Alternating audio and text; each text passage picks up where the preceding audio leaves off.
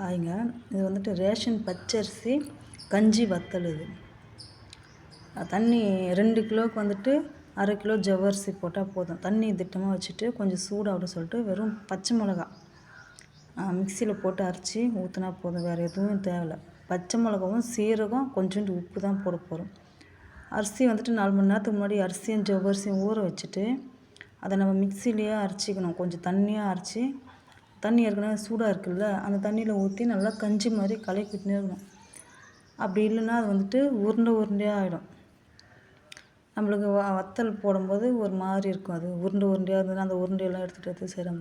அதனால் அது நல்லா கலக்கி விட்டுனே இருக்கணும். அதை கொஞ்சம் ஒரு பதத்துக்கு வந்த பிறகு லைட்டாக சீரகம் போட்டு இன்னும் நல்லா கஞ்சி மாதிரி நல்லா கலக்கினே இருக்கணும். அதை கொஞ்ச நேரம் விட்டோம்னா கலக்காமல் உருண்டையாக வந்துடும். அது நல்லா கலக்கிட்டு கையில் கொஞ்சம் தண்ணியில் வச்சுட்டு அந்த கஞ்சியில் வச்சா கையில் ஒட்டக்கூடாது. அந்த பதத்துக்கு வரணும். அது இப்போ ஓகே. இப்படியே எடுத்து போயிட்டு ஊற்றலாம். ரேஷன் புடவை இருக்கு இல்லைங்களா, அந்த புடவையை தண்ணியில் நனைச்சிட்டு அது மேலே ஊற்றணும். அப்படியே தண்ணியில் நனைக்காமல் அப்படியே ஊற்றணும்னா அது நம்மளுக்கு எடுக்கும்போது வராது. ரேஷன் புடவையை தண்ணியில் நனைச்சிட்டு போட்டு நம்மளுக்கு எந்த மாதிரி வேணுமோ ரவுண்டாக வேணும்னா ஊற்றலாம். இந்த மாதிரி ஊற்றலாம். கரண்டியில் எடுத்து இல்லை ஸ்பூனில் எடுத்து கூட ஊற்றலாம்.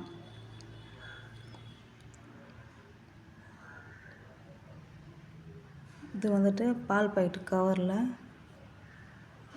ஊற்றணும். நம்ம இஷ்டம் போல் ஊற்றிக்கலாம். எப்படி ரவுண்டாக வேணுமா, முறுக்கு மாதிரி வேணுமா, ஸ்ட்ரெயிட்டாக வேணுமா, இல்லை ஸ்பூனில் எடுத்து வச்சு அந்த மாதிரி வச்சா அது கொஞ்சம் நம்மளுக்கு சீக்கிரம் முடிஞ்சிடும். இது மாதிரி வந்துட்டு நம்ம ரவுண்டாலாம் ஊற்றினோன்னா நம்மளுக்கு கொஞ்சம் நேரம் ஆகும், கொஞ்சம் லேட் ஆகும் ஊற்றி எடுக்கிறதுக்கு.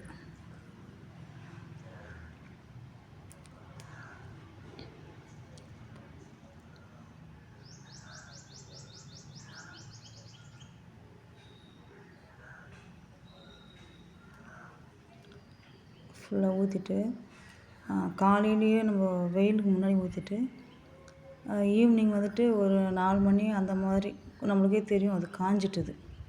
காஞ்ச பிறகு என்ன பண்ணணும்னா அதை துணி பின்னாடி தண்ணி தொளிச்சிட்டு அப்படியே எடுத்தோம்னா கையில் வந்துடும். வந்துட்டு அதை ஒரு 2 நாளைக்கு காய வைக்கணும். காய வச்சா இந்த மாதிரி கொஞ்சம் நல்லா அப்பளம் மாதிரி மொளன்னு வந்துடும்.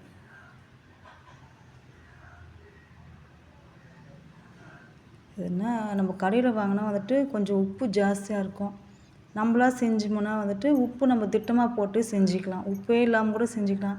இதில் வந்துட்டு நம்ம புதினா அரைச்சி ஊற்றலாம், கொத்தமல்லி அரைச்சி ஊற்றலாம், கேரட்டு அரைச்சி ஊற்றி அந்த மாதிரி செஞ்சுக்கலாம்.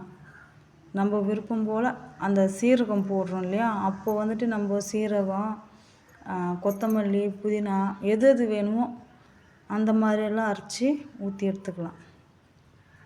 அதெல்லாம் இன்னும் டேஸ்ட்டாக இருக்கும். இது நாங்கள் வெறும் பச்சை மிளகா சீரகம் மட்டும்தான் போடுறோம். நாங்கள்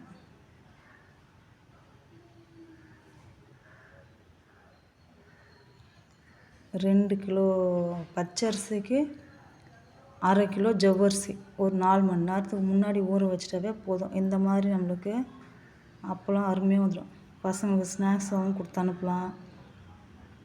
இதில் நம்ம எதுவும் கேசரி பவுட்ரு அந்த மாதிரி எதுவும் கலக்காத நம்ம வீட்டில் செய்கிறதுனால எந்த ஒரு இதுவும் இல்லை. அதில் எவ்வளோ நல்லா இருக்குது பாருங்கள்.